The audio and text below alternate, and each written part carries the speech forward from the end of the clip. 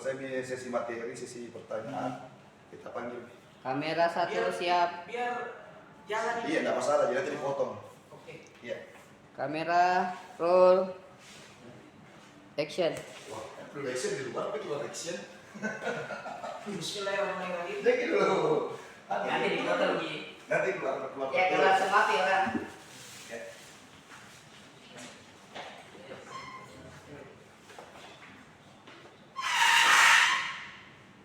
Bismillahirrahmanirrahim. Alhamdulillahirrahmanirrahim. Kita ketemu lagi ya di pembahasan tentang pengantar bisnis. Pada hari ini kita akan membahas mengenai materi karakteristik dan keberadaan bisnis.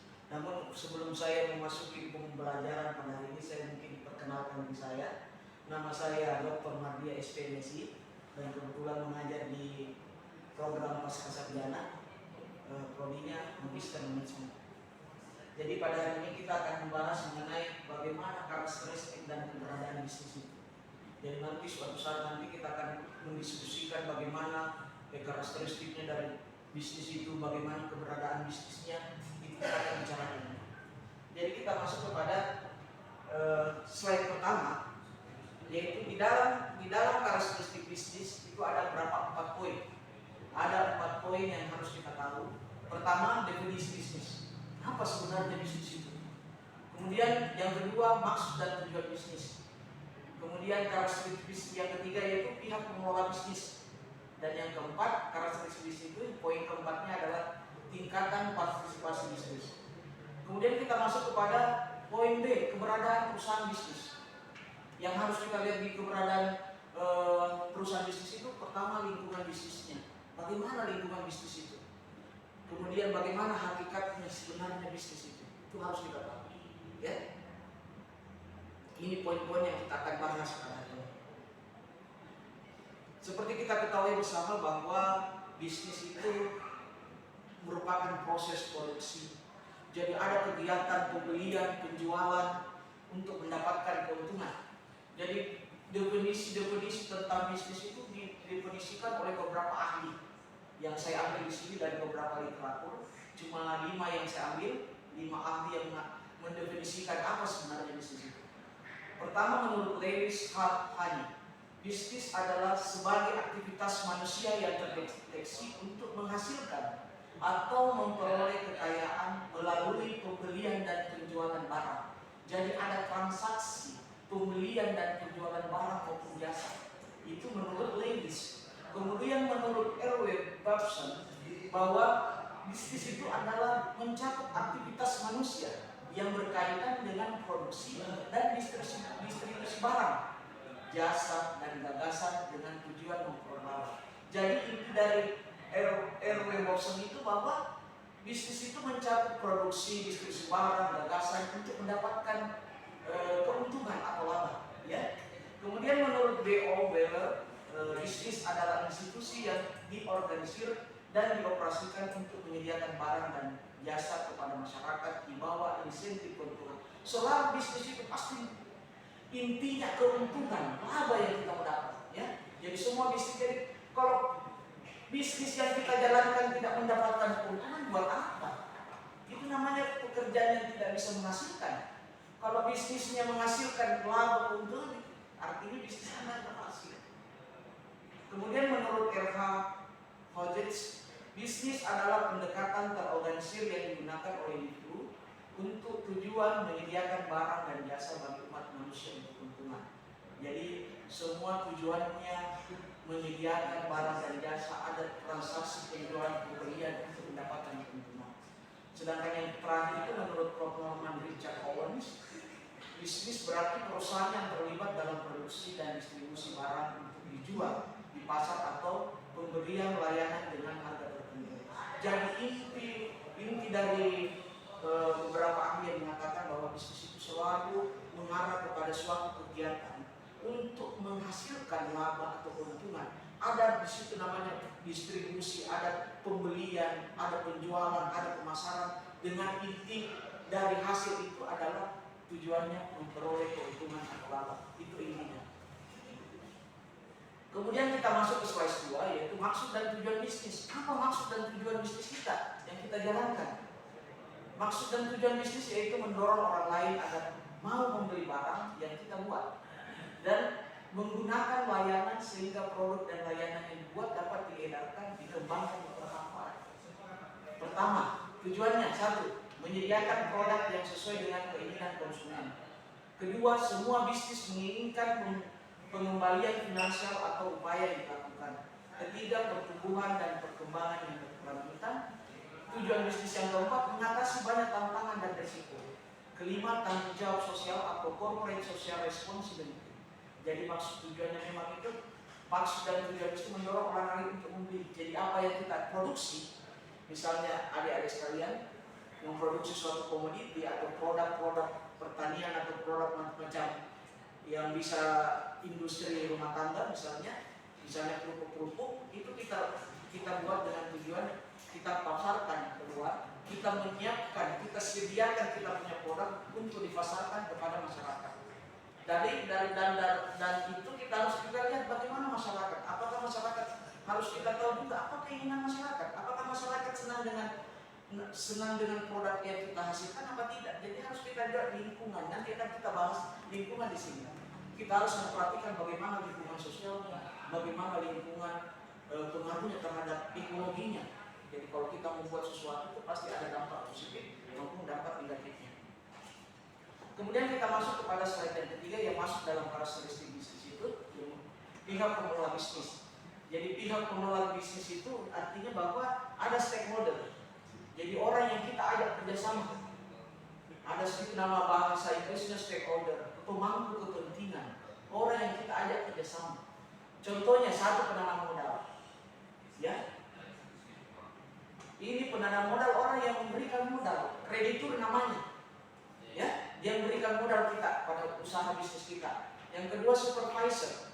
Jadi orang yang melihat dan meninjau kita bagaimana kita punya perusahaan bisa berjalan tidak, memenuhi tidak, paling tidak. Itu. Kemudian sumber daya manusia dalam artian di sini ownernya pemilik perusahaan. Pemilik perusahaan itu artinya dia mendirikan perusahaan. Itu stakeholder juga. Kemudian pelanggan. Ya, pelanggan ini ada sekarang misalnya saya produksi barang, ada sendiri yang jadi pelanggan saya. Bisa tidak apa yang produksi yang saya hasilkan itu bisa tidak memenuhi kebutuhannya atau dapat dengan rasa produk yang dihasilkan itu bisa bagus ya. Ternyata dengan harga yang sekian tapi kualitasnya bagus. Itu pelanggan, jadi kita harus puaskan kita punya pelanggan. Ada tambahan juga yang kelima itu bagaimana konsumennya. Konsumennya kita sama juga dengan pelanggan ya. Like konsumen dengan pelanggan. Kemudian kita masuk jadi pihak pengelola bisnis atau stakeholder itu pertama ownernya, orang pemilik perusahaan, orang pemilik bisnis itu yang mendirikan bisnis. Kemudian kita masuk pada krediturnya, orang yang memberikan pinjaman kepada owner untuk melaksanakan bisnis itu. Kemudian masuk kepada supervisornya yang selalu meninjau kita, meninjau bagaimana keuangannya kita, bagaimana kondisi perusahaan itu.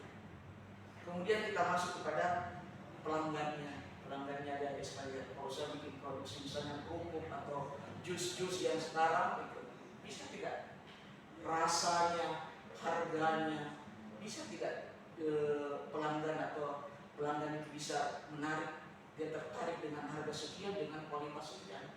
Harus itu masuk ke pihak pengelola bisnis. Apa yang bertanya? Jika misalnya kan di dalam satu perusahaan ada yang namanya koordinator agen. Koordinator agen itu adalah penghubung antara pembeli dengan penjual. Apakah koordinator agen ini termasuk dari pengelolaan bisnis? Iya, itu yang koordinator sama dengan seperti juga bisa dikatakan reseller ya. Reseller itu dia masuk ke pemangku kepentingan atau stakeholder. Dia yang pasarkan. Kita punya produk yang kita hasilkan misalnya komoditi apa namanya misalnya kerupuk atau kita ambil contoh saja yang kecil ya. Misalnya produk-produk agroindustri, artinya rumahan ya.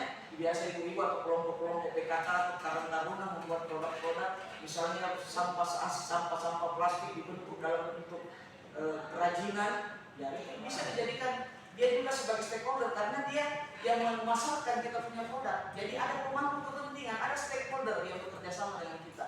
Jadi stakeholder itu memang kita bisa pebisnis itu, maksudnya perusahaan itu bisa dipengaruhi oleh stakeholder dalam menjalankan usahanya, tapi stakeholder juga bisa mempengaruhi keberhasilan perusahaan kita. Jadi ada timbal balik antara stakeholder dengan pemilik perusahaan. Jadi bisa dikatakan dia sebagai stakeholder karena dia reseller, karena dia memasarkan kita punya produk. Ada lagi yang mau ditanyakan tentang pihak pengelola bisnis? Ya.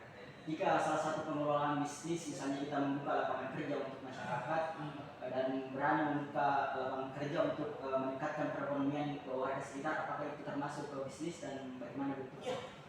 Intinya tadi saya katakan tadi bahwa bisnis itu merupakan suatu aktivitas. Ada kegiatan pembelian, penjualan, pendistribusian dengan tujuan untuk mendapatkan keuntungan. Jadi biar bagaimanapun misalnya ada yang dikatakan tadi, kalau dia membeli atau dia menjual sesuatu, tapi ada keuntungan, itu namanya bisnis. Kalau dia tidak mempunyai keuntungan, tidak ada keuntungan yang kita dapat dalam melakukan sesuatu, bukan namanya bisnis. Inti bisnis dari sini adalah keuntungan yang kita dapatkan. Itu. Ada lagi kan? Mau ditanyakan? Iya. Karena ini saya mungkin agak batasi karena masih ada beberapa slide. Ya, pertanyaan terakhir ya, untuk pihak pengelola bisnis. Bagaimana karakteristiknya seorang produsen terhadap konsumen supaya apa yang dia bisa menjadi produk yang bisa tadi Ya, maksudnya produknya bisa disenangi sama masyarakat ya, bisa dinikmati. Kalau kita membuat suatu produksi, kita sebagai produsen, penghasil, kita harus melihat dulu lingkungan di sekitar kita. Itu namanya lingkungan sosial.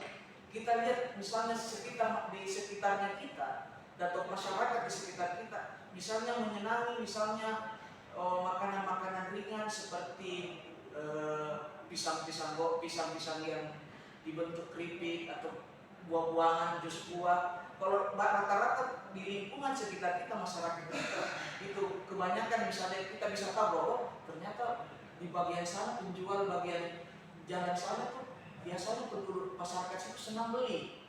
Dia suka beli di situ. Jadi itu perlu membuat adik untuk melihat, oh kita bisa buat produk tapi sama jus tapi dia berbeda rasa. Ada di situ perbedaan antara penjual yang satu dengan punya lain, dan kita ada kebaruannya. Ya, sekarang itu lagi tren itu buat es coklat dicampur langsung dikasih dengan rotinya.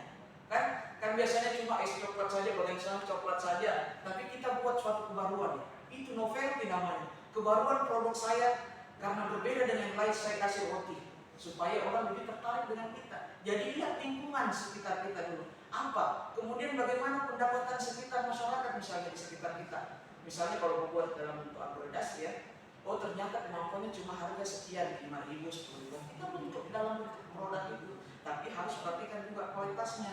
Dilihat juga kemasannya bagaimana. Jadi kemasan itu juga bagus. Biar kita punya rasa kita punya jus itu kita bilang enak sekali nih. Tapi kalau kemasannya agak itu kemasan yang utama. Cantik kemasannya, dibentuk dalam misalnya ada gambar atau apa, itu orang lebih tertarik. Seperti juga manusia. Kalau kita mau lihat ya, kalau mau dibilang kemasan itu berarti coba lihat cewek-ceweknya, kalau penampilannya bagus, meskipun mukanya tidak cantik, tapi penampilannya bagus, kemasannya pasti orang tertarik. Oh langsung dilihat, oh kemasan. Pertama kemasannya, kualitasnya, harganya, ya. Begitu. Jadi kita promosikan. Bisa sekarang itu banyak promosi-promosi yang dilakukan secara gratis. Dunia maya kan, bisa melalui TikTok. Bisa produksi misalnya ada yang dijual jilbab, bisa langsung live di situ. Daripada kita buat di dunia nyata buat spanduk lagi, kiri kanan lewat itu. Dunia maya kan lagi keren itu untuk penjualan emas. Banyak sekarang peluang-peluang adik-adik yang untuk di rumah saja bisa menghasilkan uang. Yang penting kita kreatif untuk menghasilkan. Kalau menghasilkan uang, menghasilkan apa? Itu namanya bisnis. Ya. Kita masuk kepada tingkatan partisipasi bisnis. Jadi ada tingkatannya, itu menurut Basuki. 2019. Jadi kalau nanti pada saat ada membuat slide PowerPoint harus ada sumber. Di mana sumbernya itu? Cari di jurnal, cari di buku. Oh sumbernya begini, dikatakan oleh Basuki 2019 bahwa tingkatan atau level bisnis itu bervariasi tergantung tingkat bisnisnya. Ya, jadi kalau buat nanti PowerPoint harus ada sumber. Buat jurnal, buat skripsinya, buat tesisnya harus ada referensi. Itu dari jurnal internasional, jurnal nasional, buku nasional bisa dipakai. Karena kalau tidak ada sumber orang tidak percaya.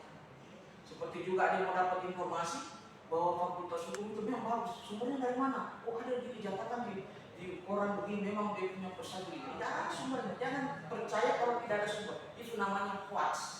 Ya, itu sama dengan sekarang.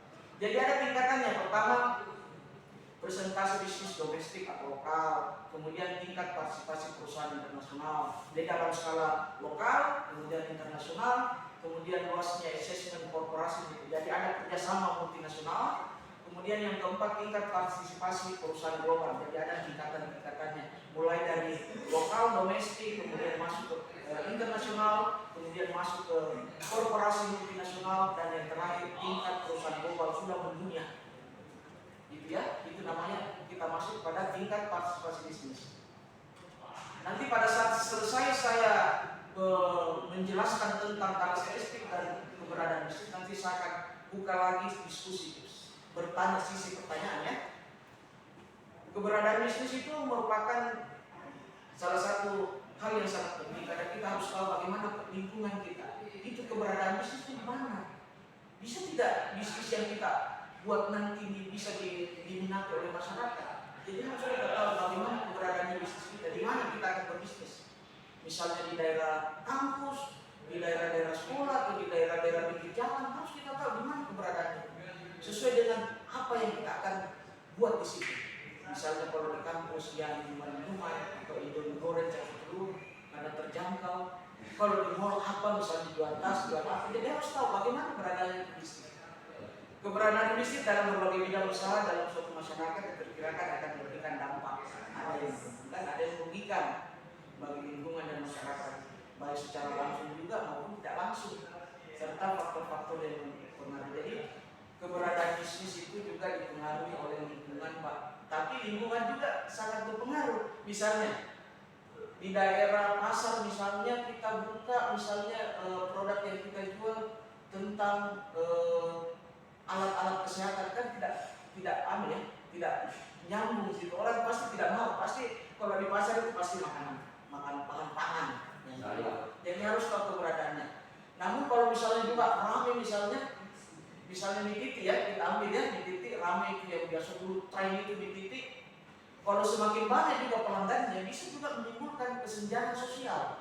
Dalam artian penjual yang lain, lakunya di situ, apa tadi pakai itu? Ada kesenjangan sosial. Jadi orang rata-rata di situ. Ada juga semakin lama juga kita punya anak, ada perubahan gaya hidup. Itu dampak positif maupun negatif, pasti ada dampaknya. Ya, baik dampaknya pada masyarakat maupun ekologi. Ekologi dalam artian lingkungannya, dampak terhadap lingkungan. Ya, jadi keberadaan bisnis harus kita tahu supaya kita tahu bagaimana bisnis kita itu bisa berjalan. Dilihat dari segi lingkungan sosialnya maupun lingkungan di masyarakat kita. Ya. Kemudian kita masuk konsep bisnisnya. Jadi penerapan konsep bisnis untuk pengambilan keputusan memungkinkan untuk menghargai dilema atau masalah yang dihadapi oleh bisnis, sehingga dibutuhkan konsep bisnis. Kenapa dibutuhkan itu konsep bisnis? Pertama, bagaimana tujuan manajer perusahaan dapat bertentangan dengan tujuan pemegang sahamnya. Kemudian kedua, bagaimana eksekutif perusahaan sering menghadapi dilema etika. Kemudian yang ketiga, bagaimana keputusan perusahaan untuk berekspansi ke luar negeri. Keempat, bagaimana skema kompensasinya. Kemudian yang kelima, bagaimana kualitas produk perusahaannya. Kemudian bagaimana perusahaan dapat menggunakan teknologi. Kemudian bagaimana keputusan pendanaannya. Kemudian bagaimana keputusan yang buat. Jadi memang kalau kita berbicara tentang konsep bisnis itu harus kita perhatikan tujuannya apa. Kemudian bagaimana keputusan perusahaan tentang apa yang kita lakukan di luar. Kemudian bagaimana kualitas produknya, ya, bagaimana keputusan pendanaannya, bagaimana penggunaan teknologinya, itu harus ditahu itu konsep bisnis harus diperhatikan. Oh ternyata tujuan tujuannya manajer ini mau tujuannya apa? Misalnya memproduksi dalam bidang pendistribusian, misalnya pendistribusian minyak goreng yang sekarang lagi tren juga harga-harganya, atau dulu yang tren itu waktu masa pandemi itu masker, ya. Jadi kita harus tahu tujuan perusahaannya, kemudian skema kompensasinya. Jadi ada 8 poin ya. Kemudian lingkungan bisnisnya, jadi ada lingkungan bisnis itu tergantung pada lingkungan yang kita lihat, apakah bagaimana permintaannya. Misalnya di lingkungan saya permintaannya apa, kemudian produk apa yang dia meminta, ya. Kemudian biaya produksi juga harus tahu, karena biar kita sudah tahu masalah-masalah, misalnya lingkungan kita membutuhkan ini, misalnya lagi tren di sini, kita harus juga tahu berapa biaya produksinya.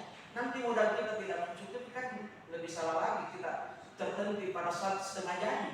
Jadi harus diperhatikan juga mengenai biaya produksi. Nanti akan di pengantar bisnis ini ada bagian-bagian memang materi yang beberapa bab itu mengenai tentang konsep produksi.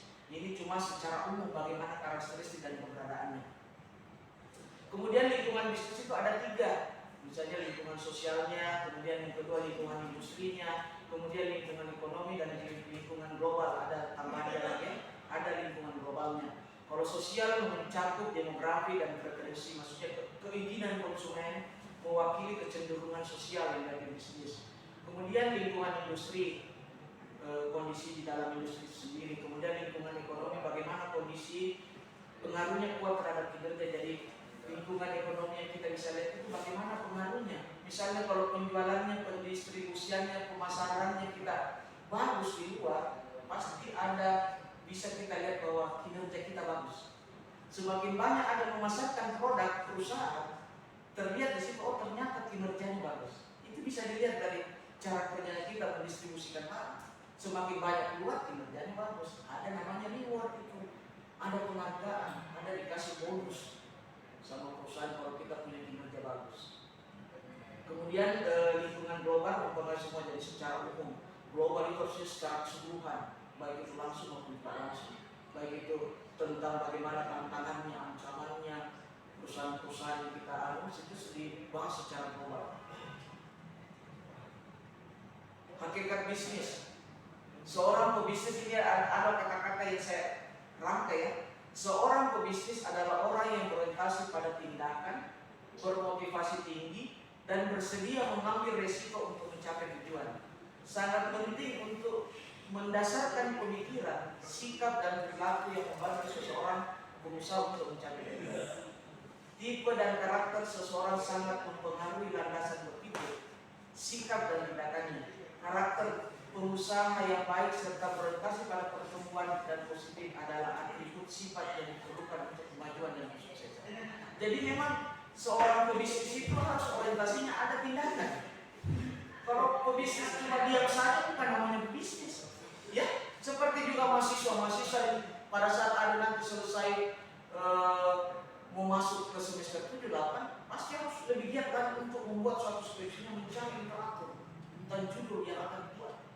Baik itu di jurnal, kita harus cari, masukkan di Mendeley, masukkan di Supero, itu dimasukkan daftar pustakanya supaya kita nanti banyak referensi.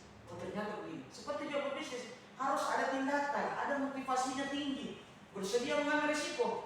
Jadi kalau biasanya tuh pengusaha yang maju itu dia berani mengambil risiko, ya, namanya high risk. Dia berani mengambil keputusan, misalnya saya ambil contoh ya, saya punya teman itu, dia cuma tamatan SMP, tapi dia berani mengambil risiko. Pada saat bentor, dia usahakan, bayangkan 30 bentor dia bisa kasih jalan. Padahal dia cuma, kalau kita melihat dari segi pendidikan, tapi dia berani mengambil risiko. Berapapun risikonya, semakin kita berani mengambil risiko, semakin bisa kita mendapatkan keuntungan lebih besar. Kalau kita berani, ya. Kalau kita tak percaya nanti kita rugi. Kalau kita produksi ini kita akan rugi. Itu berarti dia tidak berani, bukan pengambil risiko. Tapi kalau orang yang pengambil risiko akan berhasil. Ya. Kalau misalnya kita dekati, contoh saja, kita dekati cewek misalnya, pasti dalam hatinya cowok mau dia sama saya.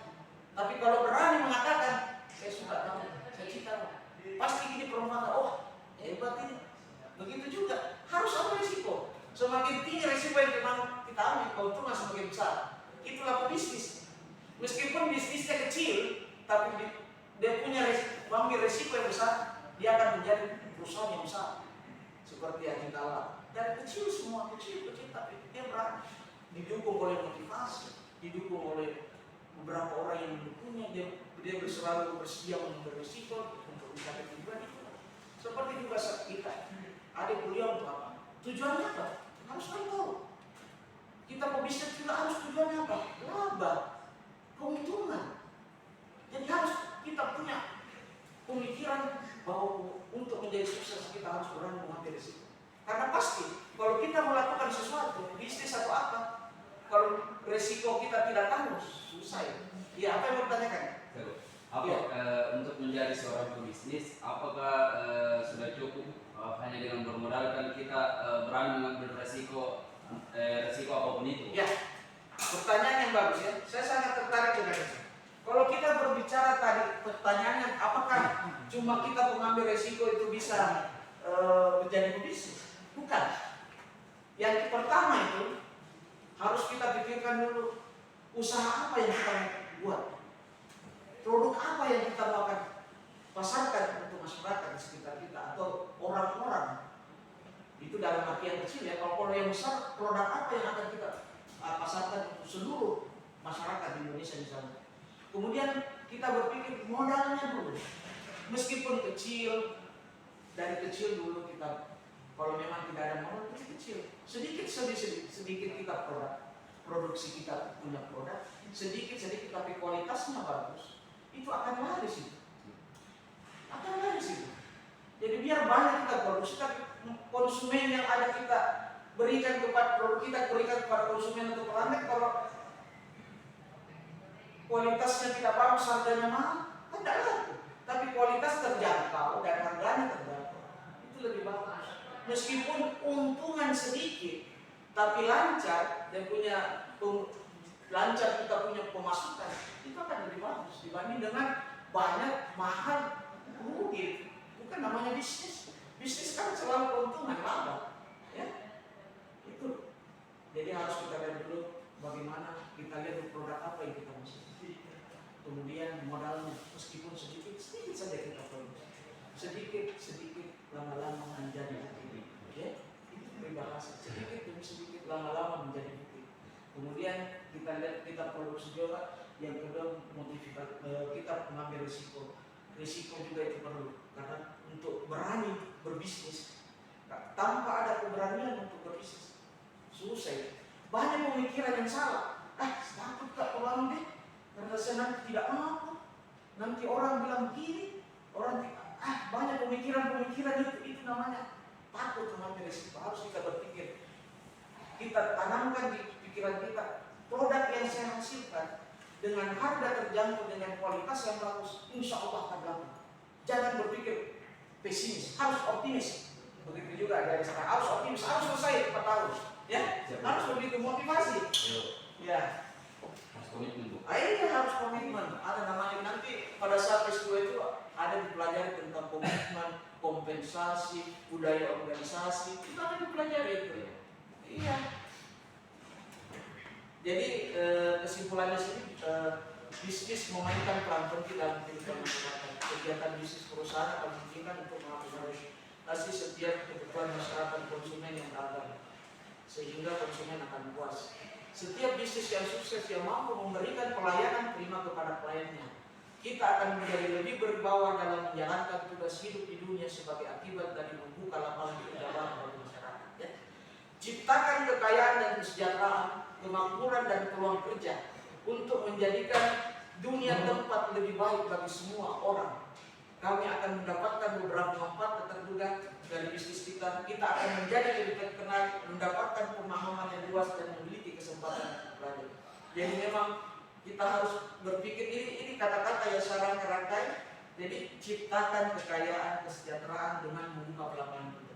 Jadi pemikiran kita sekarang itu jangan kita berpikir tidak bisa jadi pegawai negeri karena susah. Baru terus berpikir begitu, akhirnya kita jadi pesimis. Apa bisa terjadi? Jadi pemikirannya sekarang kita mahasiswa, baik itu S1, S2, S3, kalau memang tidak bisa diterima jadi pegawai negeri, berpikirlah untuk lebih luas, ciptakan lapangan kerja. Kita buka lapangan kerja dan kita bisa membantu orang-orang yang ada di sekitar kita. Jangan pesimis gitu. Ya, Berarti kesimpulannya itu Bu, siapapun orang yang berani, siapapun orang yang bijak dalam melihat peluang, maka itu adalah orang yang sukses. Iya, betul. Ya, silakan. Nanti saya simpulkan dari. Dalam bisnis ada yang menentukan. Iya. Nah, ontologi kerugian ini ada disebabkan karena pasti ada syarat-syarat yang tidak Iya. dipenuhi. Nah, syarat-syarat yang tidak dipenuhi ini seperti apa, dan jika syarat ini dijalankan pastilah ada yang namanya keuntungan itu. Iya. Jadi saya maksudnya syarat yang harus dipenuhi dalam untuk antisipasi mungkin dalam sini ada yang lebih, tapi tidak lebih besar kerugian syarat-syaratnya. Ya. Jadi pertanyaannya bagus sekali tentang bagaimana syarat itu, syarat-syarat bisnis kita dapat untung, jangan rugi. Seperti Saya jawab Bu. oh ya, siapa ada temannya yang jawab pertanyaannya dari temannya ya? Dia kan Nanti saya tambahkan. seperti pertanyaannya tadi kan Bu, bahwasanya apa saja hal-hal yang perlu kita persiapkan agar bagaimana apa yang menjadi bisnis kita ini itu tidak mengalami kerugian yang besar. Ya. Nah, tentu saja di dalam kita berbisnis, tentu saja yang perlu kita prioritaskan itu adalah kualitas kita. Kualitas produk apa yang kualitas produk yang kita pasarkan di masyarakat. Tentu saja kalau kualitasnya bagus pasti akan laku di masyarakat. Nah, selain daripada kualitas itu sendiri, harus juga kita lihat apakah ini harganya terjangkau. Karena seperti yang saya ketahui sedikit bahwasanya biasa kan masyarakat itu cari yang murah, akan tetapi kualitasnya terbaik. Ya. Mungkin hanya itu. Ya. Jadi betul yang dikatakan temannya ya, bisa tambahkan jawabannya itu. Ya. Jadi kalau kita mau memperoleh keuntungan ada kriterianya, ada syaratnya. Seperti tadi dikatakan temannya, pertama kualitas. Ya. Kalau biar contoh saja ya, kalau kita beli makanan atau beli nasi kuning, satu kali kita beli dengan harga misalnya 5.000 atau 8.000, pada saat kita makan, kita konsumsi itu dia punya produk, tidak enak. Saya tidak mau beli di situ deh. Jadi kalau misalnya kita mempunyai produk misalnya makanan, jadi tingkatkan kualitasnya. Jadi satu kali saja orang membeli, kalau kualitasnya rasanya tidak enak, orang tidak akan beli 2 kali. Iya, itu tidak akan beli 2 kali. Tapi kalau kualitasnya enak, maksudnya enak rasanya dan terjangkau harganya, tiap hari orang pergi sana. Biar jauh rumahnya, biar jauh rumah, pasti pergi ke sana. Dulu waktu musim-musimnya sekarang itu dulu waktu musim saya, mie titik itu meskipun jauh saya pergi karena enak, ya itu kualitas. Kemudian kita berbicara masalah harga juga, harganya biar mahal harganya, memang kualitasnya bagus sekali, harganya bagus sekali. Mampu tidak masyarakat yang menengah ke bawah membeli itu? Jadi produksi produk atau makanan yang bisa dijangkau oleh masyarakat secara luas. Jangan cuma masyarakat golongan ke atas. Jadi perhatikan juga, misalnya kualitas A misalnya dibuatkan untuk masyarakat yang golongan menengah ke atas. Sama produknya, tapi beda sedikit kualitas. Nah, buat lagi produk yang memang khusus untuk seluruh masyarakat terjangkau, golongan menengah ke bawah. Jadi buat produk yang sama tapi beda sedikit kualitasnya. Itu akan jadi. Biasanya juga paman adik beli. Misalnya tas, ada misalnya Gucci, ada buatan luar agak mahal puluhan juta. Tapi Indonesia bisa dipakai karena itu kan brand juga orang bawa ya, bangga. Oh saya bangga pakai Gucci. Ada masuk Indonesia sudah buat Gucci harga 250-100. Tapi mereknya yang dia beli Gucci itu karena orang pakai. Misalnya sepatu All Star, Nike, Jordan. Ada Indonesia bikin. Sudah dijangkau di luar harga 15-20 juta. Indonesia sudah bisa dijangkau kita supaya kita menikmati. brand yang sama meskipun beda sedikit. Kualitasnya. Apalagi orang Indonesia yang penting brandnya. Iya. Gucci, Hermes, tasnya, yang penting ada brandnya di baju. Iya. Iya, kalau orang kaya nggak memang beli yang murah-murah, tapi kalau dalam menengah apa berarti pakai Hermes ya, saya pakai gitu. Iya, begitu. Kemudian harga. Kemudian kita harus juga yang ketiga itu untuk syaratnya kita bisa untung.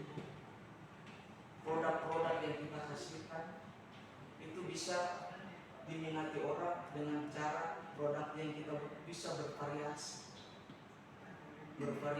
beda dengan yang lain. Misalnya makanan campur ini beda, jadi kita ada baru. Memang sama nasi kuning tapi beda di bumbu-bumbunya, beda di rasanya tuh. Biar cookies juga beda cookies di situ, jadi ada rasa yang lain. Ciptakan sesuatu yang belum orang ciptakan, dalam artian rasa yang baru. Lingkungannya juga Bu. Ya itu lingkungan yang kita berbicara lingkungan tadi, lingkungan sosialnya, ekologinya. Karena kan kebanyakan pebisnis itu Bu, mengalami kerugian itu karena salah satunya mereka tidak pintar melihat Lingkungan sekitar. lingkungan sekitarnya. Ya. Karena tentu saja di setiap lingkungan itu kan beda-beda Bu, kebutuhannya. Ya. Contoh kayak yang di kampung beda juga. Ya. Iya, artinya begitu. Iya, lingkungan. Makanya tadi kita bahas tentang ada beberapa lingkungan.